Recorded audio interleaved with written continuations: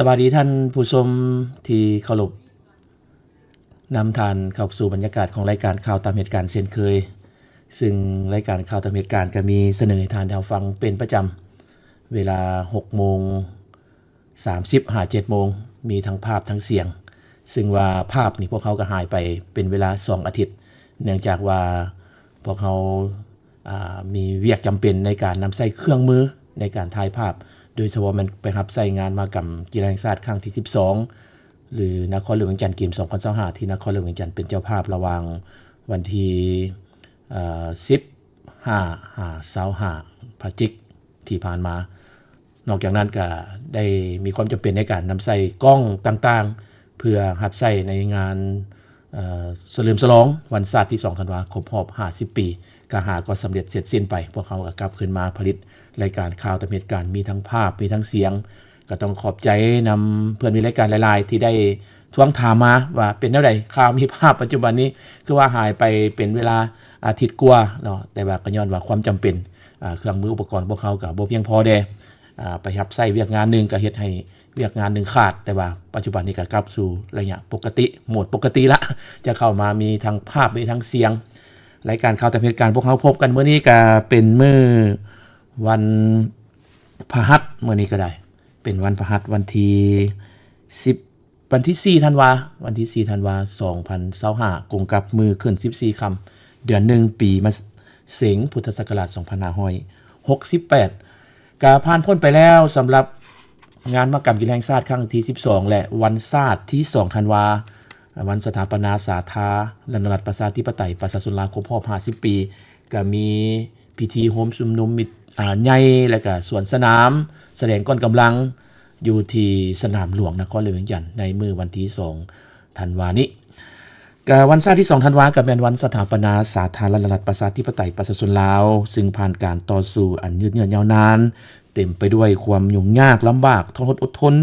และความเสียสละของกองทัพประชาชนและบรรดาเผ่าภายใต้การนำพาของพรรคคอมมิวนิสต์จีนในเมื่อก่อนก็คือพรรคประชาชนปฏิวัติลาวในปัจจุบันซึ่งเป็นผู้จัดตั้งนำพาทุกชัยชนะของการปฏิวัติก็ได้พร้อมกันลุกฮือขึ้นยึดอำนาจประกาศลบล้างระบอบเก่าระบอบราชาธิปไตยที่พ้นสมัยทับมางแอบครอบครองอันโหดให้ป่าเถื่อนของศักดินาและพวกลามกขึ้นนำเอาเอกราชอำนาจอธิปไตยความเป็นเอกภาพและวัฒนถาวรมาสู่ประเทศชาติเป็นวันมหาไสยชนะที่มีความหมายสำคัญและยิ่งใหญ่ของประวัติศาสตร์ของชาติลาวเฮาเป็นวันชาติของสาธารณรัฐประชาธิปไตยประชาชนลาวหรือว่าวันชาติที่2ธันวาซึ่งปีนี้หมุนเวียนมาบรรจบครบรอบ50 ปีและภายใต้การที่นำพาที่ปีศาจสามารถสลัดส่องใสของพรรคประชาชนปฏิวัติลาวประชาชนลาวบรรดาเผ่าก็ได้เสริมขยายมูลเสื้อรักชาติน้ำใจปฏิวัติสุ่มทุกกำลังวังชาสติปัญญาเขาในการปกป้องรักษาและสร้างสรรค์พัฒนาประเทศชาติผ่านพาทุกความยุ่งยากและอุปสรรคนานาประการสามารถญาติได้ไสยชนะตัวจริงให้ประเทศเฮาและก็ดำเนินขบวนวิวัฒน์ไปพร้อมๆกันคือดัดสร้างเศรษฐกิจธรรมชาติหันการผลิตน้อยให้เป็นการผลิตใหญ่สังคมนิยมเทื่อละก้าวดำเนินการหันเป็นอุตสาหกรรมและทันสมัยอย่างมีจุดสุมเฮ็ดให้เศรษฐกิจของประเทศชาติขยายตัวอย่างต่อเนื่องและรอบด้านและแสดงออกในตัวเลขรวมยอดผลิตภัณฑ์ภายในแต่ละระยะท่านผู้ฟังท่านผู้ชมการจัดตั้งปฏิบัติแผนพัฒนาเศรษฐกิจสังคมแห่งชาติ5 ปีแต่ละสมัยล้วนแต่มีท่าเอียงขยายตัวหลายขึ้น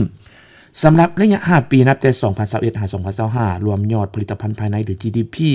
ของประเทศพวกเขาแม่นอยู่ในระดับ 4.2 ส่วนห้อยและสำหรับปีนี้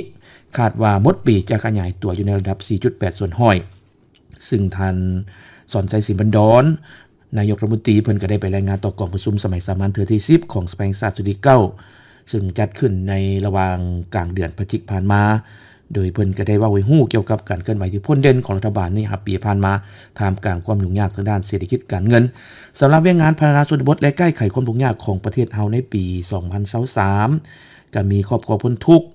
1,26,083 ครอบครัวความเอาหลายกว่า83ส่วนห้อยครอบครัวบ่ทันพ้นทุกข์ยังเหลือเพียงแต่ 28,231 ครอบครัวรวมหลายกว่า16ส่วนห้อยของจำนวนครอบครัวทั้งหมดบ้านพ้นทุกข์มีจำนวน 5,855 บ้านรวมหลายกว่า69ส่วนห้อยบ้านบ่ทันพ้นทุกข์ยังเหลือเพียงแต่ 5,855 บ้านรวม30กว่าส่วนห้อย ของจำนวนบ้านทั้งหมดในทั่วประเทศ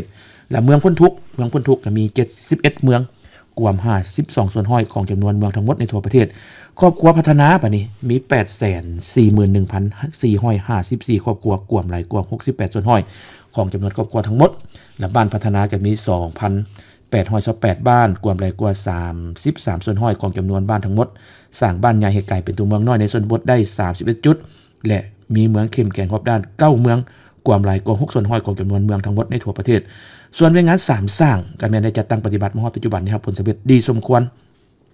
และเว้าถึงการพัฒนาเศรษฐกิจสังคมของลาวบัดนี้นับแต่ประเทศชาติได้รับการปลดปล่อยเป็นต้นมาโดยรวมแล้วเห็นว่ามีความก้าวหน้ากระจายตัวอย่างต่อเนื่องถึงว่าบางระยะบางปีกับพบกับความยุ่งยากย้อนปัญหาภัยธรรมชาติพยาธิระบาดปัญหาความขัดแย้งด้านการเมืองและการทหารของประเทศมหาอำนาจก็คือประเทศในภาคพื้นต่างๆดังที่เป็นอยู่ในปัจจุบันก็ได้ส่งผลกระทบต่อเศรษฐกิจของลาวอย่างร้ายแรงเกิดวิกฤตการภัยเงินเฟ้อเงินกีบอ่อนค่าราคาน้ำมันสินค้าต่างๆนี่แพงแต่แนวใดก็ตามพรรคและรัฐบาลเฮาก็บ่ได้นิ่งนอนใจก็ได้พยายามเฮ็ดทุกวิธีทางเพื่อประคับประคองเศรษฐกิจของประเทศบ่ให้ล่มละลายและได้ปลุกระดมทุกภาคส่วนในสังคมนี้ร่วมกันแก้ไขปัญหาอย่างตั้งหน้าเพื่อฟื้นฟูเศรษฐกิจของชาติให้คืนสู่สภาพปกติและสืบต่อก้าวไปข้างหน้าท่านผู้ชมท่านผู้ฟังที่ฮักแพงถ้าว่ารวมแล้วตลอดระยะ50ปีผ่านมาประชาชนลาวบรรดาเผ่าก็แม้นได้เดินตามเส้นทางอันสง่าราศีและสว่างไสวโดยมีพรรคประชาชนปฏิวัติลาวเป็นผู้นำหน้าเฮ็ดให้ประเทศชาติเจริญก้าวหน้าขึ้นไปเรื่อยๆเศรษฐกิจสังคมก็ขยายตัวอย่างรอบด้านผลเด่นก็แม่นการร่วมมือกับประเทศเพื่อนมิตรเพื่อการพัฒนาพื้นฐานโครงสร้างการเชื่อมโยงเชื่อมจอดกับสากลปัจจุบันนี้ประเทศลาวของพวกเขาก็มีเส้นทางรถไฟเชื่อมโยงกับจีนเชื่อมต่อไปประเทศต่างๆในอาเซียนและยุโรปพร้อมเดียวกันนี้ประเทศลาวก็ยังมีแผนการก่อสร้างทางรถไฟเชื่อมต่อกับเวียดนามและประเทศอื่นๆพร้อมทั้งก่อสร้างทางด่วนภายในประเทศหลายแห่งในอนาคตพวกเขาคนลาวบรรดาเผ่าก็จงพร้อมกันตัดสินใจออกแฮงเสริมขยายมากผลที่ญาติมาได้และบุกบุญสู่ซนเฮ็ดให้การจัดตั้งปฏิบัติแนวทางนโยบายของพรรคระเบียบกฎหมายของรัฐแผนพัฒนาเศรษฐกิจสังคมที่รัฐบาลวางออกในแต่ละระยะให้มีผลสำเร็จใหญ่หลวงกว่าเก่าภายใต้คันธงสีแดงที่มีเกียรติสง่าของพรรคเพื่อปิตุภูมิสังคมนิยมที่หังมีเข้มแข็งเพื่อความอิ่มหนำสำราญและความสมบูรณ์พูนสุขของประชาชนบรรดาเผ่าก็ในโอกาสนี้รายการข่าวเต็มเหตุการณ์ก็ขอสมเสยวันศาสตร์ที่2ธันวาคมรอบ50ปีอย่างสุดใจนำใจวันศาสตร์ที่2ธันวามันยืนอันนั้นพวกเขาก็หวนขึ้นหน่อยนึงเพราะว่าวันศาสตร์ที่2ธันวาก็ผ่านพ้นไปได้2มื้อเนาะเป็นวันศาสตร์ที่2ธันวาคมครบ50ปีและปัจจุบันนี้พวกเขาก็ต้องพร้อมสุ่มใส่ในการจัดตั้งปฏิบัติและผันขยายมติกองประชุมใหญ่ครั้งที่11ของพรรคประชาชนปฏิวัติลาวนี่แหละท้ายสมัยรวมทั้งแผนพัฒนาเศรษฐกิจสังคมแห่งชาติ5ปีครั้งที่9ของรัฐบาลที่วางออกนั้นให้ปรากฏผลเป็นจริงในระยะท้ายสมัยนี้เพื่อให้ประเทศชาติบ้านเมืองของพวกเขานี่มีการพัฒนาประชาชนอยู่ทางทำมาหากินสังคมมีความสงบสุขมีความยุติธรรมศิวิไลซ์และก็ก้าวขึ้นสู่สังคมนิยมตามจุดหมายที่พรรคได้วางเอาไว้อันนั้นก็แม่นพวกเขาได้เพื่อเป็นการคำนับสมเสยวันศาสตร์ที่2ธันวาซึ่งรายการข่าวเต็มเหตุการณ์ก็นำมาว่าแล้วก็นำเอาเสนอมาให้ท่านผู้ชมท่านผู้ฟังได้ฟังอีกเทื่อนึงก็ขอแสดงความสมเสยน้ำใจวันศาสตร์ที่2ธันวามั่นยืนไปต่อกันที่ข่าวเกี่ยวกับการเคลื่อนไหวของเลขาธิการใหญ่คณะบริหารศูนย์กลางพรรคคอมมิวนิสต์เวียดนามที่เพิ่นได้มาเยี่ยมยามมาเฮ็ดเวียกและเข้าร่วมเฉลิมฉลองวันศาสตร์ที่2ธันวาครบรอบ50ปีอยู่ที่นครหลวงเวียงจันทน์และในมื้อวันที่2ธันวานี้สหายตัวเริ่มเลขาธิการใหญ่คณะบริหารศูนย์กลางพรรคคอมมิวนิสต์เวียดนามพร้อมด้วยภรรยาและคณะผู้แทนขั้นสูงพรรครัฐของเวียดนามก็ได้เข้าร่วมพิธีโฮมซุมนุมใหญ่เฉลิมฉลองวันสถาปนาสาธารณรัฐประชาธิปไตยประชาชนลาวครบรอบ50ปีอยู่สนามหลวงนครหลวงเวียงจันทน์ในโอกาสเดินทางมาเยี่ยมยามลาวทางรัฐกิจระหว่างวันที่1หาวันที่2ธันวาคมนี้และการเข้าร่วมพิธีโฮมซุมนุมใหญ่ของสหายตัวเริ่มพร้อมด้วยคณะครั้งนี้เพิ่นก็ได้รับชมการสวนสนามแสดงกลกำลังต่างๆ โดยเฉพาะก้อนกำลังป้องกันชาติป้องกันความสงบรวมถึงก้อนกำลังจากกระทรวงองค์การขึ้นกับองค์การจัดตั้งพรรครัฐก้อนกำลังของ3องค์การจัดตั้งมหาชนสภาทหารเก่าแห่งชาติลาวก้อนกำลังเยาวชนรวมถึงการนำเอาทุงชาติทุงพรรคทุงหัก10ปีและก็แผนค้ำขวัญน้ำใจวันชาติที่2ธันวาคมมั่นยืนโดยเป็นการแสดงบินผ่านของเรือบินมี17รวมทั้งการแสดงบินผ่านของเรือบินยักษ์130ของกองทัพอากาศกระทรวงป้องกันประเทศหลังจากนั้นสหายตัวเริ่มพร้อมด้วยภรรยาในคณะผู้แทนขั้นสูงพรรครัฐเวียดนามนี่เพิ่นก็ได้เดินทางไปร่วมพิธีเปิดน้ำไส้สวนธารณมิตรภาพลาวเวียดนามอยู่บ้านด่านสร้างเมืองไซธานีนครหลวงจันทน์โดยมีสหายทองลุ้นศรีสุริตเลขาธิการใหญ่คณะงานศูนย์กลางพรรคสมเด็จลาวประธานประเทศพร้อมด้วยภรรยาและการนำขั้นสูงพรรครัฐลาวเข้าร่วมมาฮอดมื้อนี้สายตัวเริ่มเลขาธิการใหญ่คณะงานศูนย์กลางพรรคของเวียดนามเพิ่นก็ได้สำเร็จการเยี่ยมยามรัฐกิจอยู่สาธารณรัฐประชาธิปไตยประชาชนลาวและก็ได้เดินทางกลับคืนประเทศด้วยความสวัสดิภาพแล้วไปเบิ่งอีกข่าวนึงข่าวนี้แม่นเกิดขึ้นในตอนเช้าวันที่2ธันวาคมนี้อยู่ที่สโมสรแขวงอุดมไซได้เพราะว่าในมื้อเฉลิมฉลองวันชาติที่2ธันวาคมเนี่ยบรรดาแขวงก็ได้มีการโฮมชุมนุมหรือว่าถ่ายภาพต่อจากศูนย์กลางอันนี้มันอยู่แขวงอุดมไซเพิ่นได้มีการจัดตั้งพิธีเต้าโฮมชุมนุมเพื่อรับชมการถ่ายทอดสดพิธีเฉลิมฉลองวันสถาปนาสาธารณรัฐประชาธิปไตยประชาชนลาวหรือว่าวันชาติที่2ธันวาคม50ปีจากนครหลวงจันทน์โดยการให้เกียรติของพิธีของทานคำดีวงล้อมของเลขาพรรคแขวงพร้อมด้วยบรรดาสหายในคณะประจำพรรคแขวงกรรมการพรรคแขวงมีอดีตการนำพรรครัฐของแขวงผู้ที่มีผลงานคุณงามความดีในภารกิจปกป้องรักษาและสร้างสาธารณประเทศชาติก็ได้เข้าร่วมและในพิธีบรรดาการน้ำและผู้เข้าร่วมได้ตั้งใจรับชมและรับฟังการถ่ายทอดสดการกล่าวสุนทรพจน์ของสหายทองลุ้นศรีสุริตเลขาธิการใหญ่คณะบริหารงานศูนย์กลางพรรคประชาชนปฏิวัติลาวประธานประเทศพร้อมทางได้รับชมภาพการเดินขบวนส่วนสนามอันยิ่งใหญ่ที่ตื่นตาตื่นใจของก้อนกำลังต่างๆโดยเฉพาะแม่นเหล่ารบต่างๆของกำลังป้องกันชาติป้องกันความสงบซึ่งแสดงให้เห็นถึงความเข้มแข็งความเจริญรุ่งเรืองและมูลเสื่ออันพิราฐานของชาติลาวได้ตลอดระยะ50ปีผ่านมาและการเข้าร่วมรับชมการถ่ายทอดสดในครั้งนี้อยู่แขวงอุดมไซบ่เพียงแต่เป็นการฉลองวันประวัติศาสตร์ของชาติเท่านั้นยังเป็นการปลูกจิตสำนึกจิตใจรักชาติเสิร์ชสู่มูลเสื่อและความสามัคคีเป็นปึกแผ่นของกองทัพและประชาชนลาวบรรดาเผ่าของชาวแขวงอุดมไซนี้ให้สืบต่อประกอบส่วนเขาในภารกิจปกป้องรักษาและสร้างสาพัฒนาประเทศชาติให้หั่งมีเข้มแข็งยิ่งขึ้นไปสืบต่อพัฒนาแขวงอุดมไซให้เจริญก้าวหน้าอย่างรอบด้านประชาชนบรรดาเผ่าชาวแขวงอุดมไซอยู่ทางทำมาหากินและหั่งมีผาสุกกันทุกทวนหน้าเสกองนี่เพิ่นก็จัดงานเฉลิมฉลองโฮมชุมนุมเฉลิมฉลองวันชาติเช่นเดียวกันเพิ่นจัดขึ้นในวันที่2ธันวาคมนี้อยู่ที่สโมสรแขวงได้จัดพิธีโฮมชุมนุมสมกายถ่ายทอดสดคือแขวงอุดมไซนั่นแหละพิธีเฉลิมฉลองวันชาติที่2ธันวาคม50ปีจากนครหลวงเวียงจันทน์โดยการให้เกียรติเข้าร่วมกับมีทานบุญหลายบุตริเลขาคณะงานพรรคแขวงพร้อมด้วยคณะประจำพรรคแขวงกรรมการพรรคแขวงอดีตการนำแขวงเมืองหัวหน้าห้องหัวหน้าแผนกการห้องการองค์การเทียบเท่าอ้อมข้างแขวงเข้าร่วมและในพิธีอยู่ทั้งแขวงเสกองเพิ่นก็ได้รับฟังการถ่ายทอดสดจากโทรภาพแห่งชาติลาวเพิ่นได้สายอยู่หน้าจอใหญ่แล้วก็ได้รับชมการกล่าวสุนทรพจน์ของสหายเลขาธิการใหญ่ประธานประเทศแล้วก็รับชมการสวนสนามก่อนกำลังต่างๆและอยู่ในบทกล่าวสุนทรพจน์ของสหายเลขาธิการใหญ่ประธานประเทศก็ได้ยกให้เห็นมูลเสื่อความหมายสำคัญของวันชาติที่2ธันวาคมผลสำเร็จในการปกป้องรักษาและพัฒนาประเทศชาติภายใต้การนำพาของพรรคประชาชนปฏิวัติลาวตลอดระยะ50ปีโดยแขวงเสกองจัดพิธีโฮมชุมนุมรับชมการถ่ายทอดสดพิธีเฉลิมฉลองวันชาติที่2ธันวาคม50ปีครั้งนี้ก็เพื่อหวนคืนมูลเสื่อสง่าองค์อาจแห่งการต่อสู้ของประชาชนลาวบรรดาเผ่าต้านการหุกคานและการครอบครองของพวกจักรพรรดิลาวเมืองขึ้นแบบเก่าและใหม่เพื่อให้พนักงานนำพาลักแรงอยู่แขวงเสกองนี้ครับผู้เข้าใจอย่างลึกซึ้งมีความหนักแน่นเข้มแข็งมีความจงรักภักดีต่อประเทศชาติยึดมั่นสืบต่อภารกิจสร้างสาพัฒนาประเทศชาติให้ก้าวขึ้นสู่สังคมนิยมอย่างบ่หยุดยั้งและอยู่ในพิธีสหายบุญหลายวุฒิก็ได้มีคำเห็นแสดงความรู้บุญคุณต่อการนำพรรครัฐอดีตการนำของแขวงก็คือพนักงานสมาชิกพรรคและประชาชนชาวแขวงเสกอง ที่ได้ประกอบส่วนเหือแห้งสติปัญญาเข้าในการพัฒนาแขวงเซกองตลอดระยะ41 ปีผ่านมาให้มีการหันเปลี่ยนใหม่ที่ตั้งหน้าเศรษฐกิจขยายตัวบนพื้นฐานโครงสร้างชีวิตการเป็นอยู่ของประชาชนพัฒนาดีขึ้นและทั่วแขวงก็มีเสถียรภาพทางด้านการเมืองอย่างหนักแน่นพร้อมเดียวกันนี้สายบุญหลายบุตรที่เลขาคณะกรรมการพรรคแขวงเซกองเพิ่นก็เน้นหนักให้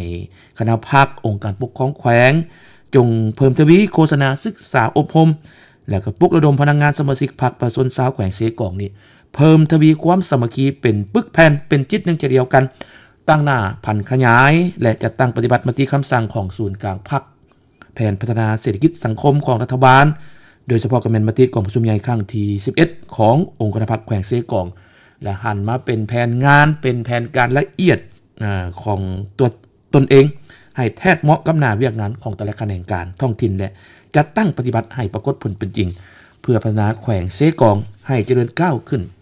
อย่างบ่หยุดยั้งอันนั้นก็เป็นการเฉลิมฉลองวันศาสตร์ที่2ธันวาอยู่ทั้งแขวงเซกองอยู่ทั้งแขวงอุดมไซอยู่ทั้งแขวงบ่อแก้วแต่แม่นจัดค่ายคือกันเนาะเพราะว่าเพิ่นได้ถ่ายทอดสดต่อจากโทรภาพแห่งชาติที่ได้ถ่ายทอดพิธีโฮมชุมนุมใหญ่เฉลิมฉลองวันสถาปนาสาธารณรัฐประชาธิปไตยประชาชนลาวหรือว่าวันศาสตร์ที่2ธันวาคมรอบ50 ปีอยู่สนามหลวงนครหลวงวิจันทร์อยู่แขวงพงศาลีกันเช่นเดียวกันได้ท่านผู้ชมท่านผู้ฟังเพิ่นก็ได้จัดพิธีเฉลิมฉลองแล้วก็โฮมชุมนุมมีตติ้งวันสถาปนาครบรอบ60 ปีและก็เฉลิมฉลองวันเกิดของประธานกยศพรหมวิหารครบรอบ105 ปีซึ่งจัดขึ้นในวันที่2ธันวาคมนี้อยู่ที่เดินผามไซของแขวงเนาะโดยภายใต้การเป็นประธานของสหายพลตรีสมพรมิตรพรเลขาคณะบริหารพรรคแขวงก็มีการนำแขวงการนำเมืองอดีตการนำของแขวงพนักงานบำนาญพนักงานทหารตลอดทอดมวลชนชาวแขวงพงศาลีเข้าร่วมอยู่ในพิธีก็แม่นได้รับชมการถ่ายทอดสดต่อจากนครหลวงเวียงจันทร์จากศูนย์กลางเป็นว่าเนาะคล้ายๆคือกันกับแขวงอุดมไซแขวงเซกองนั่นแหละการจัดงานจุดประสงค์ของการจัดงานอยู่ทั้งหัวพันก็เช่นเดียวกันอยู่ทั้งหัวพันก็มีการโฮมชุมนุมเช่นเดียวกันเนาะพวกเขาจะไปเบิ่งภาพอยู่ทั้งแขวงหัวพันหน่อยนึงว่าเพิ่นจัดโฮมชุมนุมเฉลิมฉลองวันสถาปนาสาธารณรัฐประชาธิปไตยประชาชนลาวครบรอบ50 ปีก็จัดขึ้นในมื้อเดียวกันเมื่อวันศาสตร์ที่2ธันวาคมแหละเนาะเพิ่นก็ได้ชมการถ่ายทอดสดเช่นเดียวกันต่อจากนครหลวงเวียงจันทร์แต่ว่าอยู่ทั้งแขวงหัวพันก็แม่นมีเพิ่นจัดขึ้นอยู่ที่สโมสรของแขวงภายใต้การเป็นประธานของทานคำแพงไสสมแพงกรรมการส่วนกลางพรรคเจ้าแขวงหัวพันก็มีทานคอนประพันธ์เลืองศรีจันทองรองเลขาพรรคแขวงประธานสภาประชาชนแขวงพร้อมด้วยการนำคันแขวงการนำเมืองซ้ำเหนือพนักงานอุโสบำนาญทหารตำรวจพนักงานรัฐกรอ้อมข้างแขวงเอาจากหัวพันพวกเขาไปหลวงพระบางบัดนี้หลวงพระบางก็จัดเช่นเดียวกันได้หลวงพระบางเนาะเอารูปภาพขึ้นเลยเนาะสำหรับหลวงพระบางก็ได้เพื่อให้ทานผู้ชมได้รับชมอยู่ทั้งหลวงพระบางกับตอนเช้าวันที่2ธันวาคมนี้เช่นเดียวกันอยู่สโมสรใหญ่มหาวิทยาลัยสุภานุวงศ์ก็ได้จัดพิธีโฮมชุมนุมใหญ่เฉลิมฉลองวันสถาปนาสาธารณรัฐประชาธิปไตยประชาชนลาวหรือว่าวันศาสตร์ที่2ธันวาคมรอบ50 ปีโดยการให้เกียรติเข้าร่วมของทานคำขันจันทวิสุขกรรมการศูนย์กลางพรรคเจ้าแขวงหลวงพระบางพร้อมด้วยการนำพรรครัฐแขวงมีประธานคณะกรรมการปกครองแขวงประธานสภาประชาชนแขวงกงสุลใหญ่เวียดนามกงสุลใหญ่จีนประจำภาคเหนือพร้อมด้วยบรรดาอดีตการนำพนักงานปฏิบัติอาวุโสการนำแขวงเมืองพนักงานทหารตำรวจนักธุรกิจนักศึกษาภายในมหาวิทยาลัยสุภานุวงศ์เข้าร่วมเป็นจำนวนหลายและเริ่มพิธีด้วยการชมการแสดงศิลปะวรรณคดีจากนักเรียนนักศึกษาในบทฟ้อนที่แสดงให้เห็นมูลเสื้อแห่งการต่อสู้ของประชาชนทั้งชาติพร้อมทั้งชมสารคดีการเติบใหญ่ขยายตัวของการพัฒนาแขวงหลวงพระบางตลอดระยะ50 ปีผ่านมาจากนั้นก็ได้รับชมการถ่ายทอดสดพิธีโฮมชุมนุมใหญ่และเดินขบวนสวนสนามจากศูนย์กลางเนาะที่จัดขึ้นในวันที่2ธันวาคมอยู่ที่สนามหลวงก็คือกับแขวงอื่นๆนั่นแหละเนาะคือกับแขวงอื่นๆเพราะว่าเพิ่นจัดงานครั้งนี้ก็เพื่อเฮ็ดให้พนักงานราชการภายในแขวงหลวงพระบางนี้ฮู้จักมูลเสื้อการเติบใหญ่ขยายตัวอันยิ่งใหญ่ของกองทัพและก็ของประเทศลาวของพวกเขาและในงานเฉลิมฉลอง50 ปีก็เป็นงานใหญ่ที่สุดในรอบ5 ทศวรรษ ซึ่งได้รับเกียรติจัดเป็นระบบจัดขึ้นอย่างยิ่งใหญ่สมเกียรติเน้นถึงการหวนคืนมูลเสื้อไซสนะของการปลดปล่อยศาสตร์ในปี1975พร้อมทั้งระลึกถึงคุณงามความดีการเสียสละของผู้นำการปฏิบัติในหุ่นก้อนเป็นต้นกระแมนประธานไกรสอนพระวิหารประธานสุภานุวงศ์เนาะเป็นการสร้างกระบวนการเฮ็ดให้ทั่วปวงชนนี่มีความภาคภูมิใจในเอกราชอำนาจอธิปไตยของชาติพื้นแผ่นดินอันครบถ้วนของตนแล้วก็เป็นผลการศึกษาให้คนรุ่นใหม่ให้เข้าใจลึกซึ้งถึงความหมายของวันชาติที่2ธันวาซึ่งเป็นวันสำคัญของชาติและการจัดโฮมชุมนุมใหญ่ก็แสดงเห็นถึงความสามัคคีเป็นปึกแผ่นระหว่างพรรครัฐกองทัพและประชาชนลาวบรรดาเผ่าและอยู่ในพิธีโฮมชุมนุมใหญ่อยู่แขวงหลวงบางเนาะในการเฉลิมฉลองวันชาตินอกจากเพิ่นมีการแสดงศิลปะแล้วมีการถ่ายทอดสดต่อจากศูนย์กลางแรกเพิ่นก็ยังมีการประดับเหรียญการระลึก50 ปีให้อดีตการน้ำแขวง20 คนเนาะให้เกียรติมอบใบยั่งยืนและเหรียญโดยทานคำขันจันทวิสุขกรรมการศูนย์กลางพรรคเจ้าแขวงหลวงบางอย่างสมเกียรติและภายหลังสำเร็จพิธีแล้วเพิ่นก็ได้เดินทางไปเยี่ยมยามให้กำลังใจมอบวัตถุปัจจัยเครื่องไส้ให้แก่คนเจ็บอยู่ห้องหมอ1 ห้อยเจ็บ71อีกอันนั้นมันอยู่ทางแขวงหลวงพระบางในการเฉลิมฉลองวันชาติที่2ธันวาคมครบ50 ปีขณะนี้ทานพร้อมให้เกียรติตามรับชมรับฟังรายการข่าวแต่เหตุการณ์จากวิทยุกระจายเสียงแห่งชาติลาวรายการพวกเขามีเสนอทานทางฟังเป็นประจำอาทิตย์นึง7 มื้อครับพบกัน7 มื้อเนาะบ่เว้นวันเสาร์วันอาทิตย์เลย6:30หรือว่า6:30 7 โมงหลังจากจบจากรายการพวกเขาแล้วก็อย่าลืมสืบต่อติดตามรับชมรับฟังรายการภาคข่าวทั่วไปจากภาคแนกข่าวของพวกเขารับผิดชอบในการผลิตทั้ง2รายการนี้ก็ต้องขอบใจนำบรรดาทานบรรดาผู้ชมบรรดาผู้ฟังทุกทานที่ได้ส่งคำคิดคำเห็นเข้ามาหาพวกเขาก็พร้อมแล้วจะนำเอาคำคิดคำเห็นของทุกทานมาปรับปรุงเปลี่ยนแปลงการดำเนินรายการให้มีเนื้อหาสาระหรือว่ามีคุณภาพดีขึ้นรับประกันได้ทั้งปริมาณและคุณภาพต้องขอบใจมาณโอกาสนี้ด้วยขอบใจน้ำสถานีวิทยุและระบบโทรโคงหลายท้องถิ่นที่ได้ถ่ายทอดเสียงรายการข่าวตามเหตุการณ์รายการภาคข่าวทั่วไปออกอากาศให้เพื่อนวิรายการอยู่ท้องถิ่นของทานที่รับฟังอย่างทั่วถึงกันมาณโอกาสนี้ด้วยจากแขวงหลวงพระบางวังกี้พวกเขาไปต่อกันอยู่ที่ภาคใต้กันยังอยู่ที่ข่าวในการเฉลิมฉลองวันชาติที่2ธันวาคมครบ50 ปีมื้อนี้นี่มีแต่ข่าวเฉลิมฉลองวันชาติเนื่องจากว่าปัจจุบันนี้ก็ยังแม่นอยู่ในระยะเฉลิมฉลองวันชาติเพราะว่าวันชาติก็หาก็ผ่านพ้นไปได้เพียงแต่2 มื้อเนาะมื้อตอนกับค่ำคืนมื้อวันที่2ก็ก็ว่าอยู่นครหลวงเวียงจันทน์หลายคนก็คงจะได้รับการชมการถ่ายทอดสดทางโทรภาพแห่งชาติไปแล้วในการจูดบังไฟดอกและก็แสดงโดรนบินโดรนเพื่อแปลตัวอักษรและรูปภาพต่างๆให้มวลชนได้รับชมก็ถือว่างดงามหลายยิ่งใหญ่สมกับชาติลาวมีอายุครบรอบ50 ปีพวกเขาลงไปทางภาคใต้ไปทางแขวงอัตตปือก็แม่นการชมการถ่ายทอดสดคือกันเนาะในเฉลิมฉลองวันชาติอยู่สนามหลวงเพิ่งจัดขึ้นในตอนเช้าวันที่2ธันวาคมนี้ก็มีท่านวันทองกองมณีกรรมการศูนย์กลางพรรคเลขาคณะกรรมการพรรคแขวงพร้อมด้วยการนำพรรครัฐแขวงอัตตปือพนักงานรัฐกรนักเรียนนักศึกษาปัญญาชนประชาชนชาวแขวงอัตตปือเข้าร่วมชมอย่างหลงใหลบรรยากาศก็เต็มไปด้วยความเอกอ้างทนงใจความภาคภูมิใจที่ได้เห็นประเทศชาติได้รับการปกปักรักษาและสร้างสรรค์พัฒนาให้มีความศิวิไลซ์เป็นก้าวๆมาและในการเข้ารับชมครั้งนี้บ่เพียงแต่เป็นการร่วมเฉลิมฉลองวันชาติเท่านั้นยังเป็นการปลุกระดมจิตใจรักชาติเชิดชูมูลเสื้อความสามัคคีเป็นปึกแผ่นของกองทัพและประชาชนบรรดาเผ่าให้สาวแขวงอัตตปือได้รับชมไปปิดท้ายกันที่ข่าวอยู่ที่แขวงบ่อแก้ววันนี้แต่ว่ายับไปหน่อยนึงไปทางเมืองต้นเพิ่งพุ่นแหละไปทาง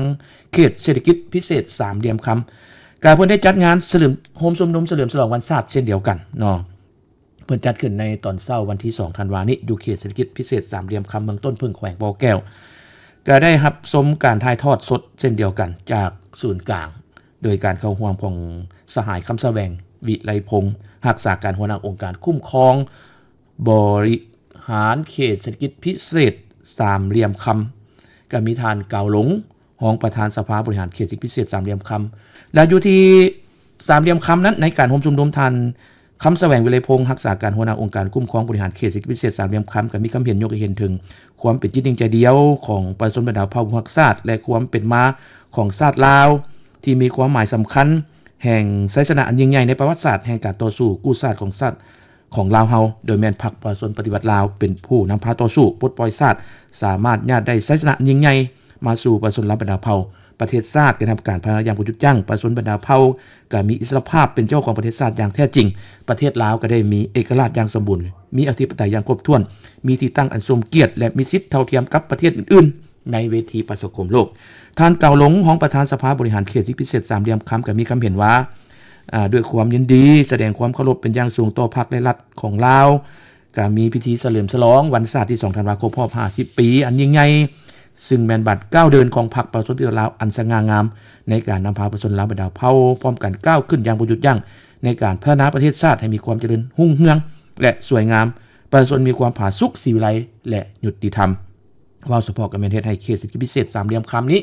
กลายเป็นตัวเมืองใหม่ที่ทันสมัยด้านการท่องเที่ยวการค้าการเกษตรกรรมและในนามสภาบริหารเขตเศรษฐกิจพิเศษสามเหลี่ยมคำจะเสริฐสู่ความถนอมมิตรภาพอันดีงามและเลิกซึ่งต่อพรรคและรัฐบาลในการเพิ่มทวีความร่วมมือเป็นเอกภาพในการพัฒนาเศรษฐกิจสังคมเพื่อบรรลุผลประโยชน์รวมของประเทศชาติให้นับมือนับเติบใหญ่เข้มแข็งและขยายตัวไปเรื่อยๆและในพิธีก็ดังที่เว้าไปแล้วนอกจากเพิ่นจัดพิธีของเพิ่นแล้วเพิ่นจะมีการรับชมการถ่ายทอดสดจากศูนย์กลางตื่มอีกเนาะในการกล่าวสุนทรพจน์ของสหายรองรุนศรีสุริตเลขาธิการใหญ่ประธานประเทศรวมทั้งการเดินสวนสนามแสดงก้อนกำลังของเหล่ารบต่างๆของกองทัพและกำลังป้องกันความสงบรวมทั้งภาคส่วนองค์การจัดตั้งที่ขึ้นกับพรรคและรัฐรวมทั้ง